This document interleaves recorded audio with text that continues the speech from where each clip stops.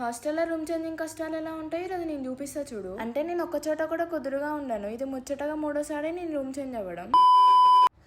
ఏం చెప్పమంటారండి బాబు, నచ్చిన room దొరుకుతానేమో budget ఉండదు. సరేలే అని బడ్జెట్ ఉన్న రూమ్ తీసుకుందామంటే అవేమో ఫుల్ గా ఉంటాయి. అటో ఇటో పోయి మంచి రూమే దొరికింది ఇక లాస్ట్ కి.